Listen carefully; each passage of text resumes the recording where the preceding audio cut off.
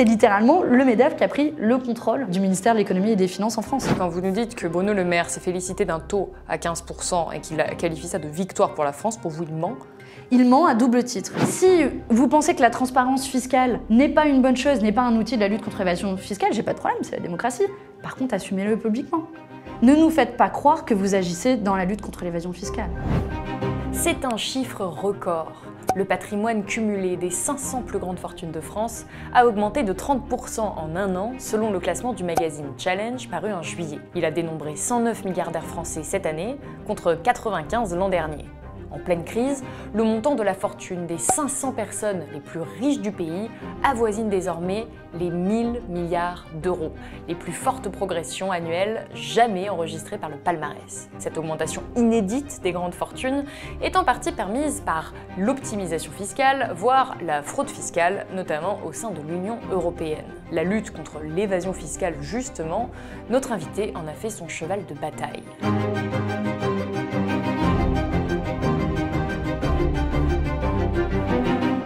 Manon Aubry, bonjour. Bonjour.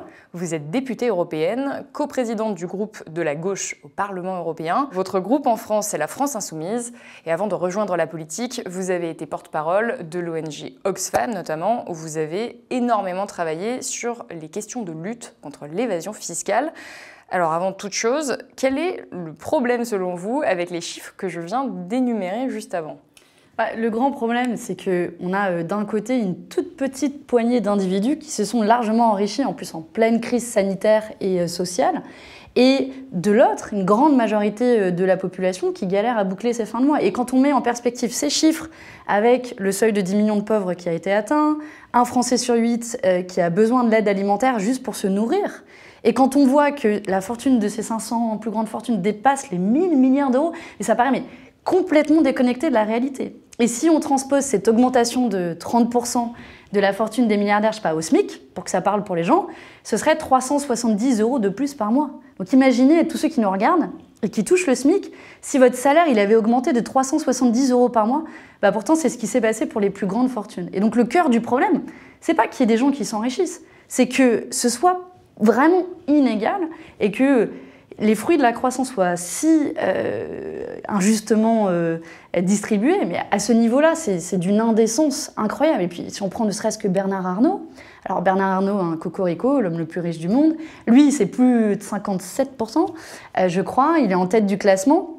Et Bernard Arnault, il a une telle fortune qu'aujourd'hui, même si vous vouliez dépenser, mais genre, vous faites une liste de tous les trucs auxquels vous voudriez payer, je sais pas, des voitures, des voyages, tout ce que vous voulez, 10 propriétés, vous n'arriveriez même pas à dépenser le patrimoine de Bernard Arnault. Parce qu'on a calculé, et c'est collègues de l'ONG Oxfam qui ont calculé, si on avait économisé 8 000 € par jour, depuis la prise de la Bastille, depuis 1789, on serait qu'à 1% de la fortune de Bernard Arnault. Donc ça illustre à quel point c'est déconnecté de la réalité et c'est aussi, je crois que ça rend insupportable le niveau de pauvreté aujourd'hui en France. Oui, mais pourtant, est-ce que si ces 109 milliardaires français n'étaient pas là, est-ce qu'il n'y aurait pas moins d'emplois et donc encore plus de pauvres? Est-ce que finalement, ces milliardaires-là, en créant quand même des dizaines de milliers d'emplois, ne contribuent pas à réduire une pauvreté qui serait encore pire? En fait, on met en opposition toujours la question de l'emploi avec ces grandes entreprises. Mais en réalité, c'est penser qu'aujourd'hui, une entreprise, c'est normal d'embaucher et derrière de ne pas payer sa juste part d'impôt. Prenons, si on reste sur le cas de Bernard Arnault, une entreprise qui a beaucoup fait parler dernièrement à la suite de l'action d'attaque, c'est LVMH. LVMH, c'est 300 filiales dans les paradis fiscaux, plus d'un quart de leurs filiales dans les paradis fiscaux, pris dans les plus grands scandales d'évasion fiscale, OpenLux, LuxX, etc. Et c'est certes une entreprise qui crée de l'emploi, mais est-ce que vous ne pensez pas qu'elle pourrait créer de l'emploi et payer ses impôts comme vous et moi? Nous, quand on va faire nos courses, on paye la TVA. Regardez sur votre facture, vous payez 20% de TVA. Ou quand sur nos salaires, on paye aussi un impôt injuste qui est la CSG, on s'en aperçoit pas, mais tout le monde, riche ou pauvre, paye le même pourcentage. Et donc il est normal que tout le monde contribue à l'effort collectif. Sans compter que ces entreprises, pour prospérer, elles ont besoin de gens qu'ils ont formés, donc d'écoles, payées par les impôts. Elles ont besoin de routes pour acheminer leurs produits, etc., payés par les impôts. Elles ont besoin d'un système de protection sociale payé par les impôts. Donc c'est aussi dans le sens des entreprises, des pays où il n'y a pas de système fiscal robuste, où les entreprises ne payent pas leur juste part d'impôts, c'est des pays où le business de ces entreprises se porte aussi mal. Donc c'est un calcul individualiste qu'elles font, est très court-termiste. Et est-ce qu'aujourd'hui, les entreprises détenues par ces 109 milliardaires français paient moins d'impôts en France que des petites et moyennes entreprises, par exemple? Ouais, je vais vous donner des exemples concrets. Prenons une entreprise comme Amazon, une entreprise comme Starbucks ou une entreprise comme LVMH. Elles ont toutes des filiales dans les paradis fiscaux. Amazon, si vous regardez pareil vos factures, vous êtes facturé au Luxembourg, qui est un des pires paradis fiscaux en Europe. Mais restons dans le cadre d'une entreprise française. D'une entreprise comme française. LVMH. Comme LVMH, elle a des filiales dans les paradis fiscaux. Si vous prenez, c'est un peu plus dur dans le cas d'LVMH parce que vous avez peu d'entreprises du luxe, des petites entreprises, mais une entreprise de votre quartier, un exemple qui est assez parlant, c'est votre bar au coin de votre rue ou votre librairie au coin de votre rue. Elles n'ont pas de filiale dans les paradis fiscaux, tout simplement parce qu'elles n'ont pas de filiale. C'est une petite entreprise. Alors que Starbucks, Amazon ou LVMH ont des filiales dans les paradis fiscaux. Donc oui, en proportion, ces entreprises-là payent beaucoup moins d'impôts via un mécanisme qui est assez simple, qui leur permet d'artificiellement localiser leurs bénéfices dans les paradis fiscaux. Vous avez l'impression que quand on achète quelque chose, ça contribue aux bénéfices de l'entreprise, puis c'est déclaré en France. Sauf qu'il y a plein d'artifices. Par exemple, une entreprise peut déposer un brevet sur le droit d'utilisation de la marque, je sais pas, McDonald's, sa recette de son hamburger par exemple, qu'elle dépose au Luxembourg. Et donc, quand la filiale française enregistre votre hamburger que vous achetez, elle fait en sorte qu'après, elle repaye une redevance à la filiale au Luxembourg. De telle sorte à ce qu'au final, vos filiales françaises, elles sont déficitaires. Et vos filiales dans les paradis fiscaux, c'est là où se trouvent les bénéfices. Et forcément, dans ces pays-là, il y a des taux d'imposition très faibles, voire nuls.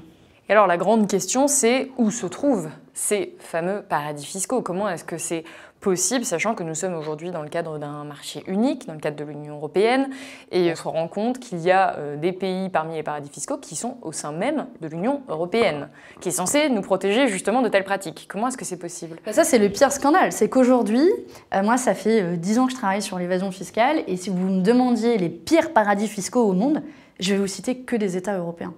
C'est l'Irlande, c'est le Luxembourg, c'est les Pays-Bas, c'est Malte. Et d'ailleurs, à un tel point que l'Union européenne a fait une liste de paradis fiscaux dans laquelle on retrouve une quinzaine d'États, dont aucun paradis fiscal notoire, parce qu'elle a exclu d'emblée que ses propres pays de l'Union européenne puissent rentrer dans ces critères. Et pourtant, si on appliquait ces critères, ces 4 États dont je parlais, Irlande, Luxembourg, Pays-Bas et Malte, les rempliraient et donc seraient qualifiés de paradis fiscaux. Et on voit à quel point, en fait, l'Union européenne a laissé prospérer en son sein les pires paradis fiscaux, et de telle sorte à ce que ça a alimenté la concurrence fiscale au sein de l'Union européenne, à tel point qu'aujourd'hui, le problème, ce sont les paradis fiscaux. Mais en vrai, c'est à quel point ils emmènent tout le monde avec eux par le bas. Ah oui, parce que si on veut être compétitif voilà, en France... la fameuse compétition, c'est toujours ce qu'on entend, c'est « Ah oui, mais si on veut être compétitif avec nos voisins, il faut baisser ». Résultat, en 30 ans, les taux d'impôt sur les sociétés ont été divisés par 2. Et donc, les recettes, globalement, d'impôt sur les sociétés baissent. Juste, j'aimerais vraiment revenir sur... Vous parlez d'impôt sur les sociétés, on parle de quelles sociétés? Est-ce qu'on parle de toutes les sociétés? Alors, vous dites que ça a été divisé par 2, est-ce que ça vaut aussi pour les petites entreprises? Alors, toutes les entreprises payent des impôts sur les sociétés, sont soumises à l'impôt sur les sociétés. Après, de fait, quand vous êtes une très grande entreprise, vous êtes censé en payer beaucoup plus. Et je dis bien vous êtes censé, et c'est bien là tout le problème, c'est qu'elles en payent en proportion moins parce qu'elles ont les capacités de faire de l'évasion fiscale. Et c'est vrai que si vous regardez en proportion, oui, les très grandes entreprises en France payent, c'est difficile à évaluer parce qu'on manque de chiffres, de données, il y a un problème d'opacité, entre 5-10% d'impôts, alors qu'une petite entreprise, de nouveau, le bar au coin de votre rue, il va être soumis au taux d'imposition sur les sociétés en ce moment qui est en France de 28%. Donc il y a un écart majeur. Et pour finir là-dessus, c'est quoi la conséquence de ça? Pour qu'on comprenne, on pourrait se dire, bon, elles payent moins après tout, peut-être qu'elles vont plus embaucher. Ben non, mais s'il y a moins de recettes dans les caisses de l'État, les États, ils ont 2 choix. Souvent, ils font une combinaison des 2. Il y a moins de recettes, je vais moins dépenser, logique. Donc, c'est des coupes que vous allez trouver, tiens, au hasard, dans l'hôpital public, ou dans la fonction publique d'une manière générale, le système hospitalier, l'école, etc. La deuxième solution, c'est de dire, ok, j'arrive pas à taxer les gros, Bah, je vais taxer les petits. C'est plus simple. Je vais augmenter votre taux de TVA. En tout, les recettes de la TVA ont augmenté de 74% en l'espace de 20 ans.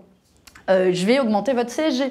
La CSG, de nouveau, si vous regardez votre feuille de paye, vous allez tous payer de la CSG. On ne le sait pas toujours, c'est un impôt qui n'est pas très connu, mais il a ne cessé d'augmenter à tel point qu'il a été multiplié par 6,7 en l'espace de 20 ans. Et ça, c'est des impôts qui sont payés en plus forte proportion par les plus pauvres.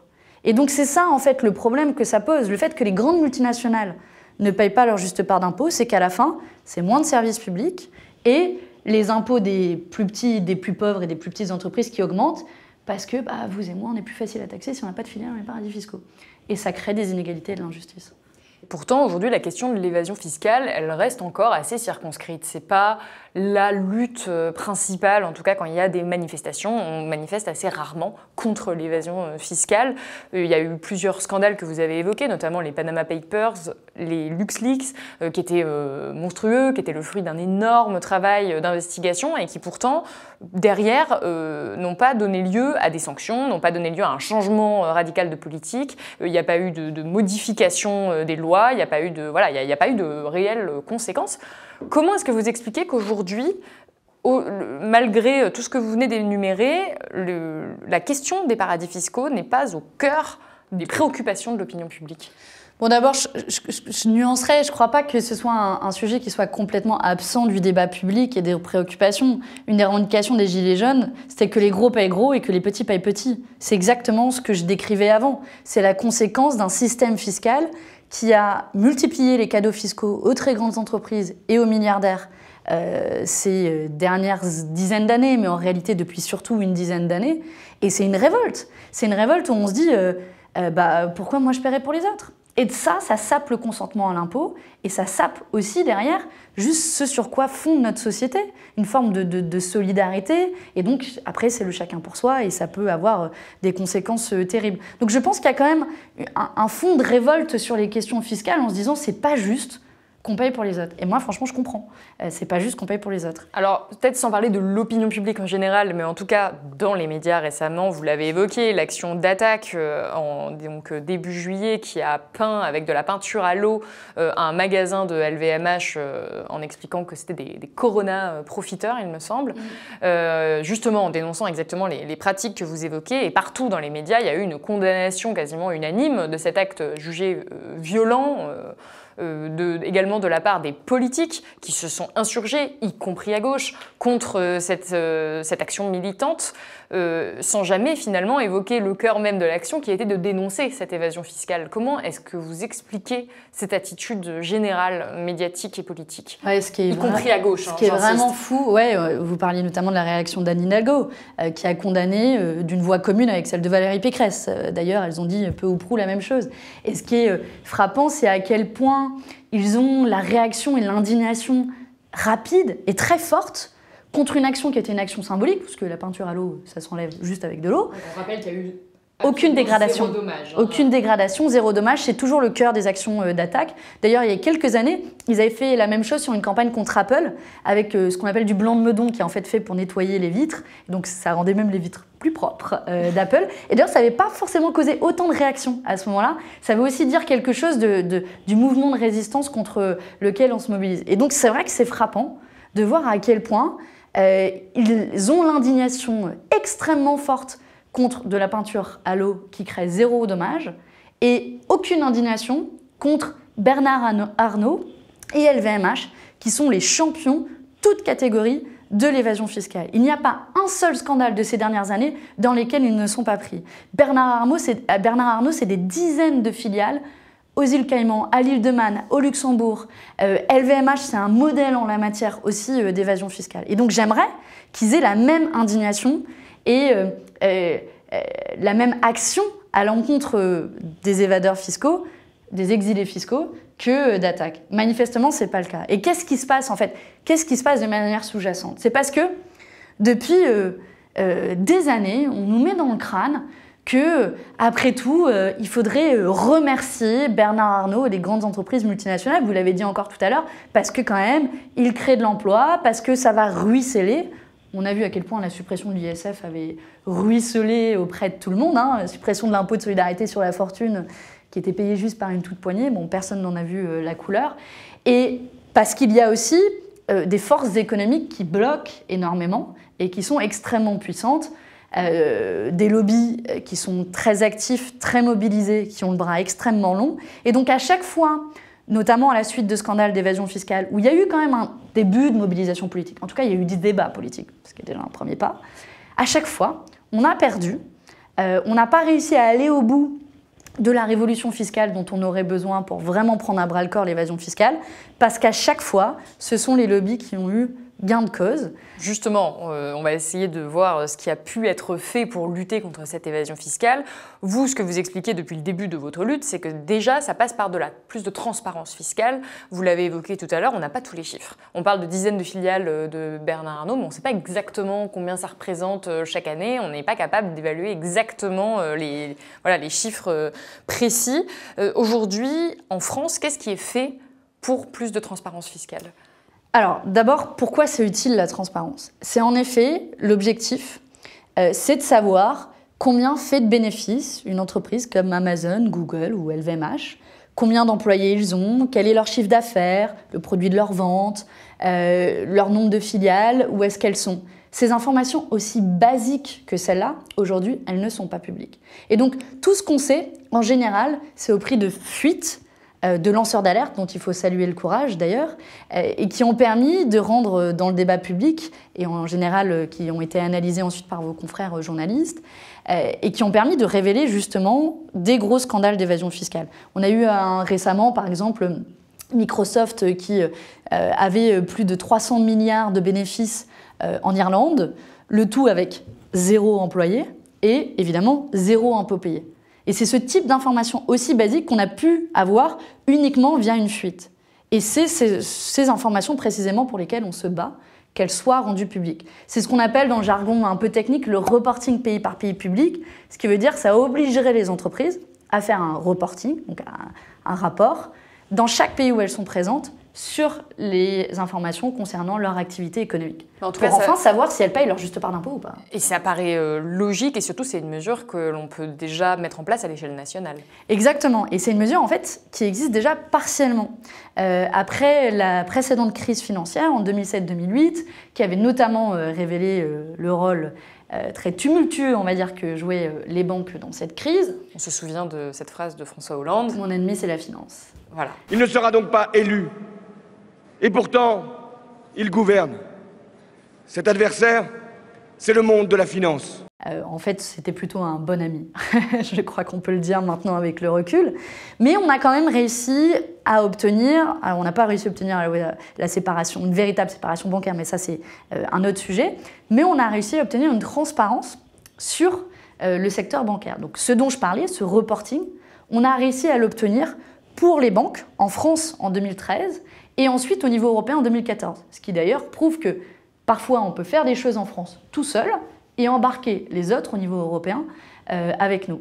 Et ces données, elles ont été très utiles parce que moi, quand je travaillais encore à Oxfam, quand on a eu les premières données, donc c'était à partir de 2016, 2017, 2018, et je les ai analysées chaque année. Alors déjà, les banques faisaient tout pour que les données soient le moins accessibles possible. C'était dans des documents PDF au fin fond de leur site qu'il fallait trouver, absolument pas utilisables directement, donc on s'est retrouvé à passer des heures entières à copier-coller à la main. Et donc les erreurs sont possibles par ailleurs. Ah ok, 18 milliards, et à rentrer dans des tableaux Excel, il faut imaginer ce que c'est. Donc c'est pas du tout accessible au grand public en réalité. Ça a été des mois et des mois de recherche et d'analyse qui nous ont permis par exemple de mettre en exergue que les 20 plus grandes banques européennes déclarent près d'un quart, même un peu plus d'un quart de leurs bénéfices dans les paradis fiscaux, alors qu'elles n'ont par exemple que 8% de leurs employés. Donc soit leurs employés sont très efficaces, soit il y a des bénéfices dans les paradis fiscaux qui n'ont rien à faire là, qui ne viennent pas de leur activité économique réelle. Donc on voit l'utilité de ces données.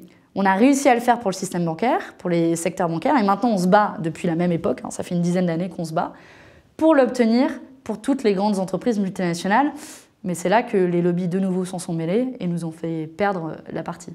Justement, sur la place des lobbies, vous l'avez évoqué, le mandat de François Hollande a été un petit peu compliqué. Pourtant, la loi dont on vient de parler, elle est passée en 2013, donc sous François Hollande. Au début du mandat. C'est ça aussi qu'il faut avoir en tête dans le calendrier politique entre 2012 et 2017. Les mesures, je dirais, les plus progressistes d'un point de vue économique, elles sont vraiment passées en tout début de mandat. Quand ensuite on a voulu continuer à se battre pour obtenir la transparence fiscale, encore une fois, hein, on parle d'un truc ultra basique, le premier maillon de la chaîne de la lutte contre l'évasion fiscale, les années qui ont suivi ce mandat, à 3 reprises, on a réussi à le faire adopter, et à 3 reprises, le gouvernement a plus ou moins magouillé pour que ce soit retoqué de manière différente. C'est-à-dire ? Alors, si on fait un peu l'historique, la première fois on a réussi à le faire adopter, c'était dans un projet de loi de finances. Quand vous dites « on », vous n'étiez pas député. Oui, pardon, quand je dis « on », c'était la société civile, et donc quand je travaillais par Oxfam, pour Oxfam, et donc on se battait avec nos petits bras qui étaient limités, on était quelques-uns. Moi je travaillais pour Oxfam, on travaillait aussi avec les collègues au CCFD Terre Solidaire, à Attac, on était vraiment toute petite équipe, des ONG à travailler ensemble et à porter ce sujet dans le débat. Et c'était à la suite, donc là on est en 2015-2016, donc on est à la suite des plus gros scandales d'évasion fiscale. LuxLeaks par exemple, c'était en 2014, qui révélait que 340 multinationales avaient des accords fiscaux avec le Luxembourg et payaient quasiment 0% d'impôts. Bon, je ne vous refais pas toute la liste parce qu'elle est longue. Et donc, nous on a essayé de se battre en disant, bon, maintenant on a une opportunité pour dire que il faut arrêter qu'on attende des scandales d'évasion fiscale pour savoir ce qui se passe. On est en droit de savoir combien ces grandes entreprises multinationales payent d'impôts et savoir si elles font de l'évasion fiscale ou pas. Si elles n'ont rien à cacher, où est le problème? Pas de raison qu'elles refusent. Et donc on s'est battu pendant des années pour obtenir cette mesure. Et donc la première fois, c'était dans le cadre du projet de loi de finances et on a réussi à le faire adopter. Le vote avait eu lieu... vraiment les trucs dont seule l'Assemblée nationale sous la Ve République a le secret à, je sais pas, 1h30 du matin. J'ai mon téléphone qui sonne. C'était des députés qui étaient dans l'Assemblée nationale, dans l'hémicycle, et qui me disent « Manon, c'est pas gagné, ils vont demander une seconde délibération, ils sont en train de rameuter des députés. » Et donc, il y a ce truc que j'ai appris à l'occasion, que je ne connaissais pas à l'époque, d'une seconde délibération. Donc, quand le gouvernement n'est pas content de ce qui a été voté, il dit « quand même, vous allez reconsidérer votre position ».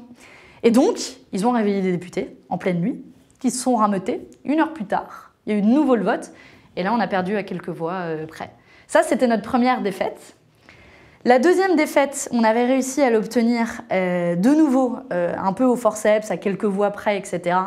Et puis, il y a la machine parlementaire, c'est allé au Sénat, ça a été retiré au Sénat, et donc après, c'est pas revenu à l'Assemblée nationale. Et puis ensuite, il y a eu la troisième fois où c'était aussi assez folklorique. On a réussi à le faire adopter pareil, à quelques voix près. Après aussi, y compris des pressions que nous on recevait. Moi, j'avais le rapporteur de ce projet de loi, c'était dans le cadre de la loi Sapin 2. Qui me faisait des coups de pression, m'envoyait des messages sur Twitter au milieu de la nuit en disant « Arrêtez de nous mettre la pression, on doit faire notre travail de député ». Bah oui, assumer donc devant... Vous avez des députés de la majorité qui, à l'époque... Les députés de la majorité socialiste, hein, donc oui, à l'époque, qui m'écrivaient pour me dire non, mais là, il faut arrêter de nous mettre la pression, parce qu'on avait aussi des militants locaux à nous qui étaient allés dans la circonscription de ce député pour le demander à le rencontrer, et puis qui avaient fait une petite mobilisation devant son QG, son bureau, ce qui est normal. Si c'est le travail militant. Ouais, et si vous pensez que la transparence fiscale n'est pas une bonne chose, n'est pas un outil de la lutte contre l'évasion fiscale, j'ai pas de problème, c'est la démocratie. Par contre, assumez-le publiquement. Ne nous faites pas croire que vous agissez dans la lutte contre l'évasion fiscale. Et je dois dire que c'est une tendance du gouvernement, enfin du mandat précédent à celui-là. Bon, le point commun, c'est quand même Emmanuel Macron qui était ministre de l'économie à l'époque. Parce que vous, dans votre lutte, vous avez eu affaire à Emmanuel Macron, il était ministre de l'économie. Emmanuel Macron, on a eu plusieurs rendez-vous avec lui, plusieurs rendez-vous aussi avec Michel Sapin, qui était le ministre des Finances, avec Christian Eckert, qui était le ministre du Budget. On a eu plusieurs rendez-vous avec eux.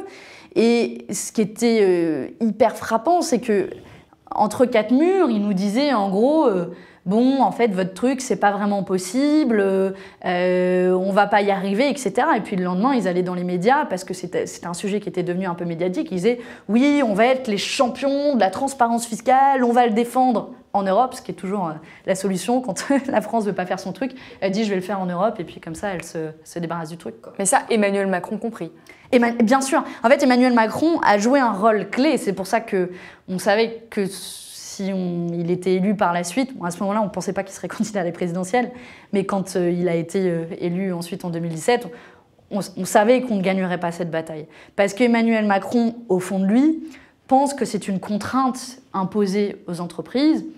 Et il y a cette idée assez répandue dans ce courant libéral économique qu'il ne faut pas imposer de contraintes et que par elles-mêmes, les entreprises vont payer leur juste part d'impôts. Mais c'est quand même incroyable, parce qu'Emmanuel Macron, à cette époque-là, s'est quand même fait le défenseur de ce type de réforme. Emmanuel Macron, mais encore aujourd'hui d'ailleurs, si vous écoutez Emmanuel Macron et Bruno Le Maire, le ministre actuel de l'économie, franchement, et j'en suis sûre, vous trouverez des extraits à passer, où ils disent « c'est insupportable », vous savez, avec des trémolos dans la voix, et ils disent à quel point l'évasion fiscale est insupportable. Et cette réalité d'évasion de l'impôt mine l'adhésion à l'impôt. L'évasion fiscale est tout simplement intolérable.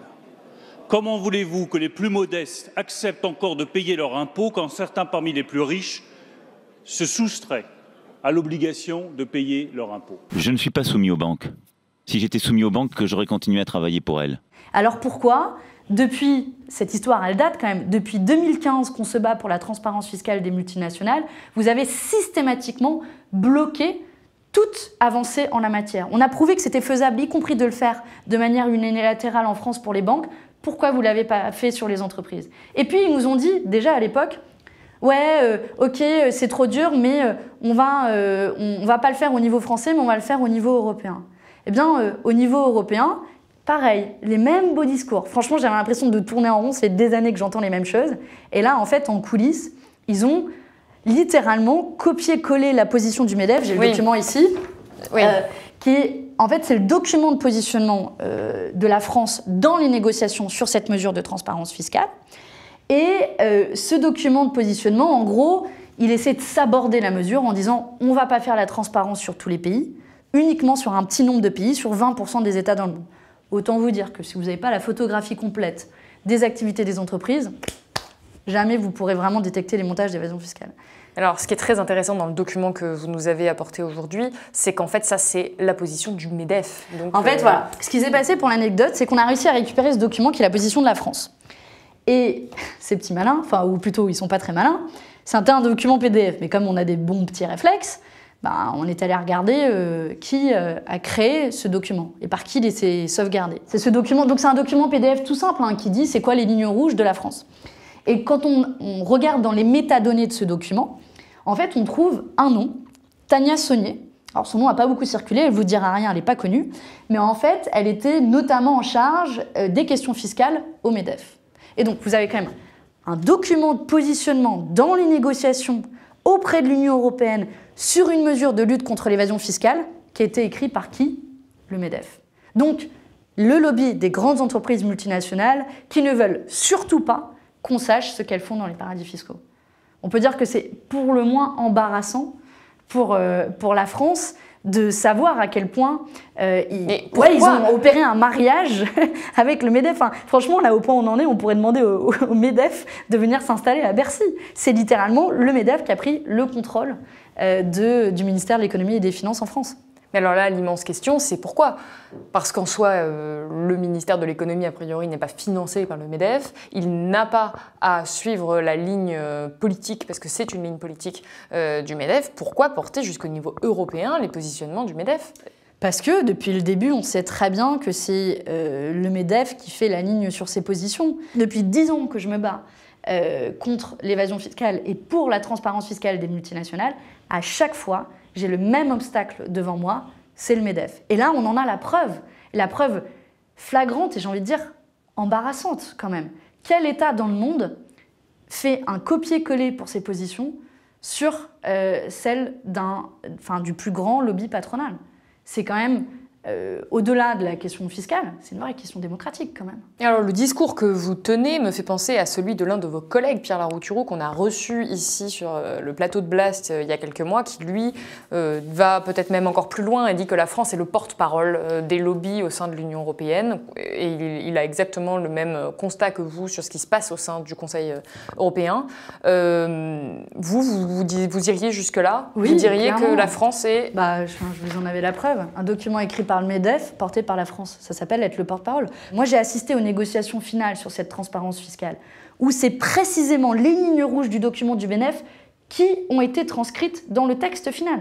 Le texte final sur lequel le Parlement européen, le Conseil et la Commission européenne se sont accordés correspond mot pour mot, point pour point, aux lignes rouges du MEDEF.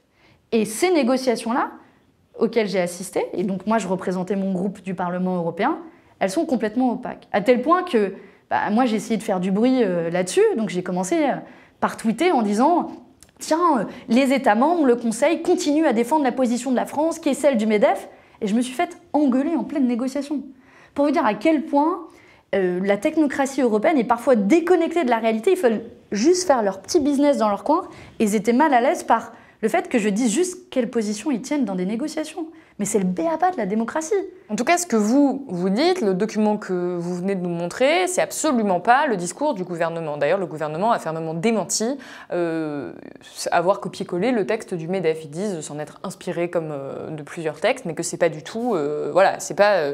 ce que vous dites, eux, ils ne le confirment pas, et le ministre de l'économie, Bruno Le Maire, vous l'avez évoqué, continue à dire qu'il lutte contre l'évasion fiscale, que c'est au cœur de sa politique, qu'il prend à cœur cette question, notamment d'impôts sur les grandes sociétés. Mais je suis, Ali Badou, tout aussi déterminé à lutter contre l'évasion fiscale. J'en fais la priorité de 2019. Et au début du mois de juin dernier, à Londres, les ministres des Finances des membres du G7 se sont réunis et ils se sont enfin mis d'accord. Bruno Le Maire a qualifié cela de victoire. Ils se sont mis d'accord pour faire en sorte que les grandes multinationales, et notamment de la technologie, paient leur juste part d'impôts. En tout cas, c'est ce que dit le ministre de l'économie dans les pays où elles opèrent. Un accord à 15%. C'est-à-dire que l'impôt sur les grandes sociétés serait de manière mondiale à 15% pour tout le monde, ce qui peut sembler être une forme de justice fiscale. Vous en pensez quoi? Ce qui est d'ailleurs assez frappant, c'est que là aussi, sur la question du taux minimum, on a un double jeu et un jeu de dupes absolument incroyable de la part de la France, qui s'attribue ce qu'ils pensent être une victoire, alors qu'ils ont tout fait depuis le début pour ramener à la baisse ce taux. Il faut savoir que la France a défendu un taux à 12,5%, qui est le taux quand même de l'Irlande, qui est, je le disais, un des pires paradis fiscaux au monde. Et pourquoi 15%? C'est absolument pas suffisant et c'est se moquer du monde. 15%, je le disais, c'est un taux en dessous duquel il y a très peu d'États en fait dans le monde. Même le Luxembourg d'ailleurs a un taux à 25%. Ce qui est le problème, c'est pas le taux, c'est les avantages fiscaux qu'ils accordent. Mais pour vous donner une idée, 15%, c'est à peine au-dessus du paradis fiscal qui est l'Irlande, qui est à 12,5%. Il y a la Hongrie qui est à 9%, et vous avez quelques autres États de l'OCDE. Mais c'est quasiment aucun État. Nous, en France, on va finir à la fin du quinquennat, on sera à 25%. Aux États-Unis, ils vont être à 21%. Donc, ils sont à 21%, ils vont remonter à 28%. Donc vous voyez, on est sur un taux au rabais. D'ailleurs, les États-Unis proposaient un taux plus élevé à que 15%. Que la France s'est refusée à soutenir. Et donc on voit Bruno Le Maire qui va faire partout les gros bains en disant « Oh, c'est notre victoire et tout ». Pourquoi vous n'avez pas aidé Joe Biden et les États-Unis quand ils demandaient un taux minimum à 21%. Et quand vous dites que la France a refusé de le soutenir, comment vous le savez?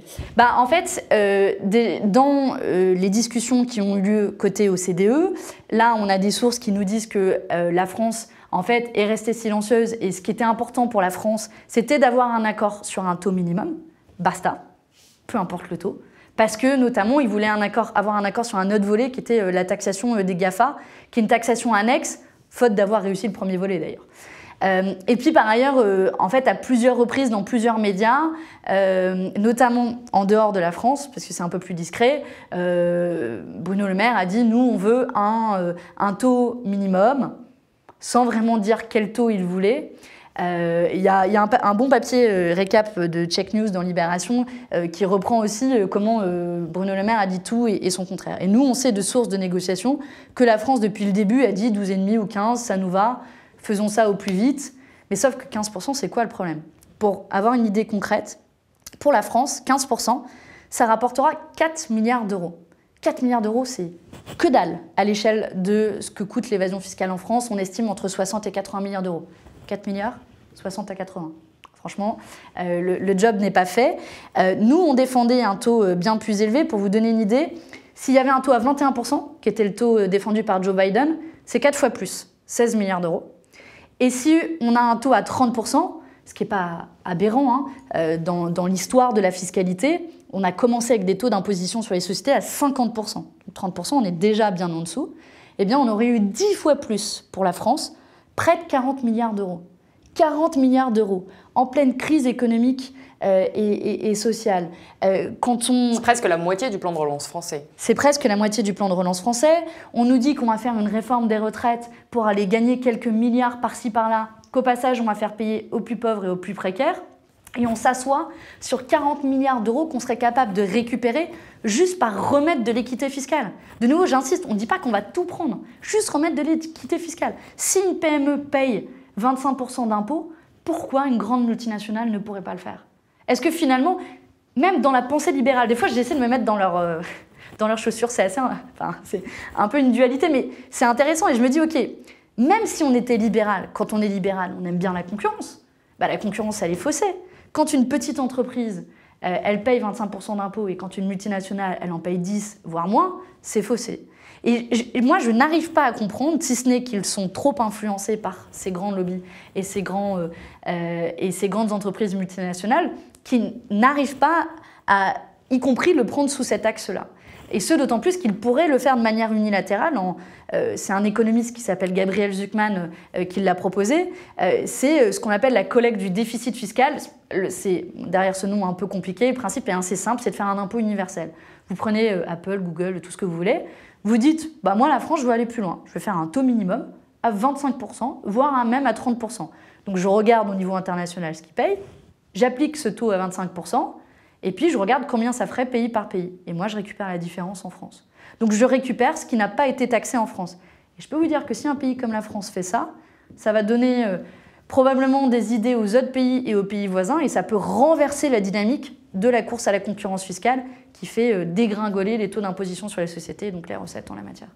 En tout cas, ce que vous nous dites, quand vous nous dites que Bruno Le Maire s'est félicité d'un taux à 15% et qu'il qualifie ça de victoire pour la France, pour vous, il ment? Il ment à double titre. Il ment parce que ce n'est pas la position de la France. La France s'est contentée et a dit qu'elle pouvait se contenter d'un taux encore plus bas. Et puis il ment surtout parce que 15%, non, ce n'est pas un outil de lutte contre l'évasion fiscale. À vous tous qui nous écoutez, quand vous allez attendre, on a déjà un peu entendu à l'occasion du G7 dans les médias, j'avais vu, ça avait fait l'ouverture du JT de France 2, immense victoire, etc. Mais le problème, c'est que s'il n'y a pas de journalistes qui font le travail d'aller regarder concrètement ce que ça veut dire, combien ça va rapporter, en fait, on nous fait croire que le problème est réglé, mais j'ai envie de dire, on nous l'a déjà fait croire. Je ne sais pas si vous vous souvenez, c'était au G7 de Londres, c'était je crois en 2009, c'était Nicolas Sarkozy à l'époque, qui avait dit « c'est la fin des paradis fiscaux ». Cette phrase, elle m'a quasiment autant marqué que celle de Hollande sur « mon ennemi, c'est la finance ». Bon, on est 12 ans plus tard, et 12 ans plus tard, non seulement les paradis fiscaux ne sont pas terminés, mais ils ont prospéré. Et de jour en jour, tous les pays prennent la direction des paradis fiscaux, y compris la France, en multipliant les avantages fiscaux pour les grandes entreprises. Alors la grande question qui en découle, évidemment, c'est qu'est-ce qu'on fait? Comment peut-on lutter contre ce système qui paraît inarrêtable? Et vous êtes députée européenne, vous êtes donc au Parlement européen, dans un groupe qui est minoritaire. Est-ce que, après toutes ces années où on voit justement les blocages administratifs, même démocratiques au sein de l'Union européenne, est-ce que vous avez l'impression qu'on peut encore agir au niveau européen? Est-ce qu'on peut en théorie? Oui. Ce qui manque, c'est de la volonté politique. Est-ce qu'on peut en pratique? Moi, je vais être très clair. C'est extrêmement difficile aujourd'hui, à partir du moment où il y a la fameuse règle de l'unanimité fiscale. Ça veut dire que si vous voulez lutter contre l'évasion fiscale, il faut être d'accord avec l'Irlande et le Luxembourg. Mais donc c'est impossible. Donc c'est impossible. Et donc moi, c'est pour ça que nous, ce qu'on défend, c'est des mesures unilatérales en la matière. Si l'Union européenne est un espace de concurrence fiscale, très bien. Nous, dans ce cas-là, on fait le choix de mettre en place ce que j'expliquais tout à l'heure, l'impôt universel. De manière unilatérale, on va récolter les sommes perdues à cause de l'évasion fiscale des grandes entreprises multinationales. Et on va les taper au portefeuille. Il n'y a rien qui l'interdit dans les traités européens, même si je pense que les traités européens, il faudrait complètement les refonder parce que justement, ils ont encouragé cette concurrence fiscale. Et nous, on peut dire, tout seul, on va le faire. Voire, on peut le faire avec d'autres alliés. L'Espagne, le Portugal, d'autres États qui voudraient le faire. Et on montrera l'incapacité de l'Union européenne à agir en matière de lutte contre l'évasion fiscale. Et on montrera qu'il est possible d'avoir de la volonté politique. Et franchement, moi, ça m'a fait bizarre d'arriver au Parlement européen parce que pendant des années, j'avais entendu ce truc de il ne faut pas le faire en France, il faut le faire au niveau européen. Au niveau européen, on sait que c'est difficile, voire même au niveau européen, on va vous dire non, mais il ne faut pas le faire juste au niveau européen, il faut le faire au niveau mondial. Puis quoi, il faut la planète Mars et la Lune pour lutter contre l'évasion fiscale?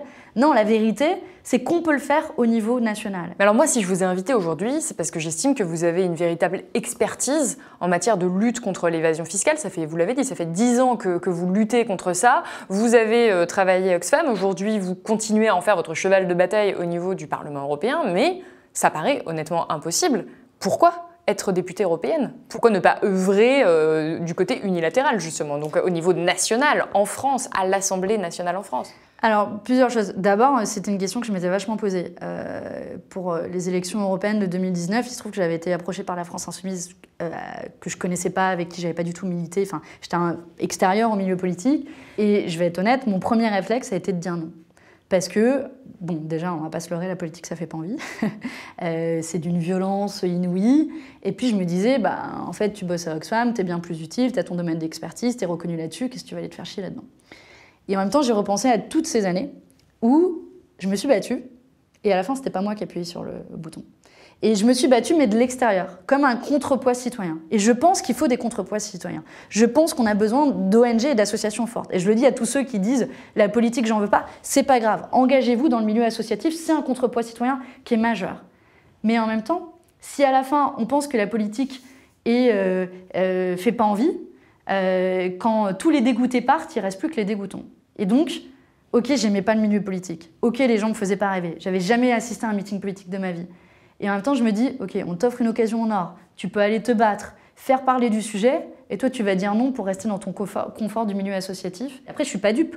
Je sais très bien que d'un claquement de doigts, je vais pas changer les trucs au Parlement européen. Si vous voulez, c'est un espèce... Surtout, vous l'avez dit tout à l'heure, ça vient du Conseil européen, voilà. C'est-à-dire que vous pouvez même pas créer les lois. Pour moi, on a un îlot de résistance. Là, ce que je vous raconte sur la transparence fiscale, les négociations, j'y ai assisté. C'est des négociations qui sont opaques. Vous, en tant que journaliste, vous n'avez pas le droit d'y assister. Et donc, moi, je me sens un peu comme une lanceuse d'alerte. Je sais qu'on n'est pas majoritaire. Je sais que à chaque fois qu'on vote, à chaque fois je dépose systématiquement des amendements aussi pour faire reconnaître les paradis fiscaux européens comme des paradis fiscaux, les Irlandes, etc. Moi, je note qu'on progresse. Hein. À chaque fois, on gagne quelques dizaines de voix et on est très proche d'avoir une majorité. Mais je ne me fais pas d'illusions. Je sais que ce n'est pas ça qui va changer les choses. Mais pour moi, on est des lanceurs d'alerte. À ce stade, on lance l'alerte quand le MEDEF écrit la position de la France dans des négociations sur la lutte contre l'évasion fiscale. Et cette poche de résistance-là peut aider à la bataille culturelle qu'on mène toujours de concert, et je reste très proche de mes anciens collègues en ONG et en association, pour mener la bataille sur tous les fronts. Parce que sinon, c'est quoi la solution? C'est se résigner. C'est de se dire qu'ils sont plus forts et ils ont gagné. C'est vrai qu'ils sont plus forts. Mais moi, je pense qu'on a la force du nombre, la force des gens.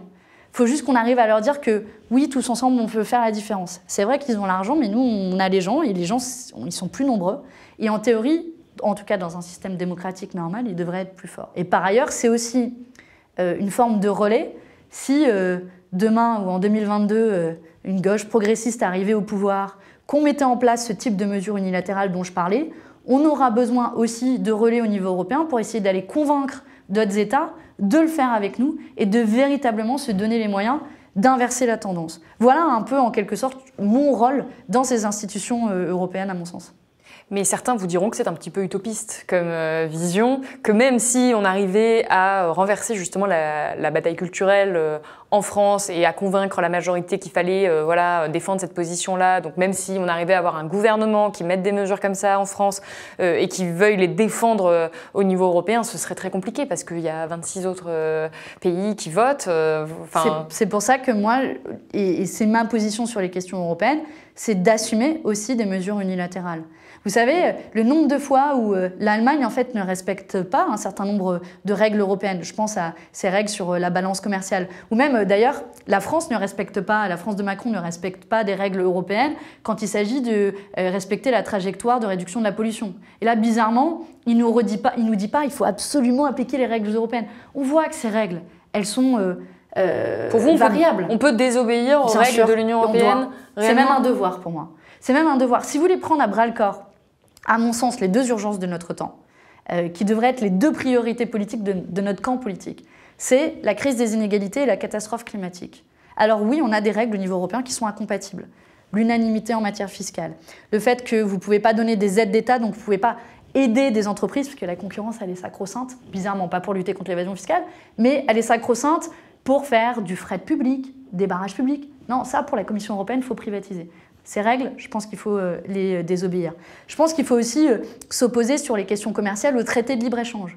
Là, les traités de libre-échange, si la France, demain, disait « on ne veut pas signer le traité de libre-échange avec », il y en a tellement en négociation en ce moment, le Vietnam, la Chine, le Mercosur, etc., il n'y aurait pas de traité de libre-échange. Simplement, il faut quelqu'un qui soit courageux et qui tienne ses positions et qui assume de dire « il y a certaines règles, on les met à la poubelle ». Et oui, on assume de ne pas les respecter. Ce que vous dites, ça va à l'encontre même de l'esprit des traités européens. Ouais. C'est pour ça que je pense qu'il faut complètement les refonder. Et donc à ce stade-là, qu'est-ce qu'on fait?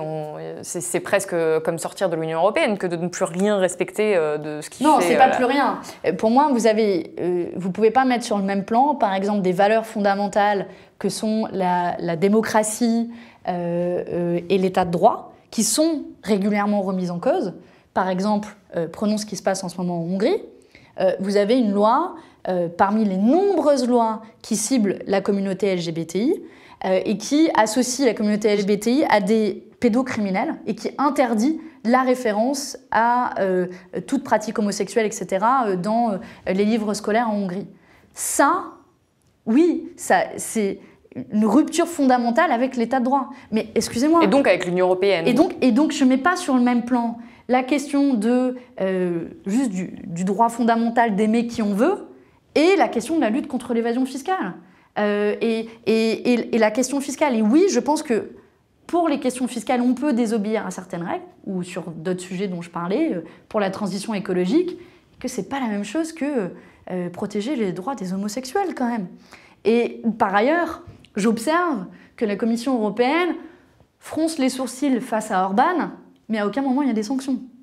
Et donc nous, on nous sanctionnerait en France parce qu'on veut protéger un service public de l'énergie, parce qu'on veut lutter contre l'évasion fiscale, et on ne sanctionnerait pas Orban, qui criminalise, cible systématiquement la communauté LGBTI, mais aussi remet en cause l'indépendance de la justice, la liberté des médias. Franchement, ça paraît aberrant quand même. Écoutez, on va terminer sur ces mots. Merci beaucoup d'avoir... Cette note d'espoir sur la bataille qui nous attend. Merci beaucoup d'avoir été avec nous aujourd'hui, Manon Aubry. C'est la fin de cette émission. Si vous avez apprécié cet entretien, n'hésitez pas à le partager et à nous suivre sur nos différents réseaux, YouTube, Facebook, Twitter et Instagram. Blast est un média indépendant qui ne vit que des dons, alors si vous en avez les moyens, vous pouvez vous abonner sur blast-info.fr. Et moi je vous dis à bientôt.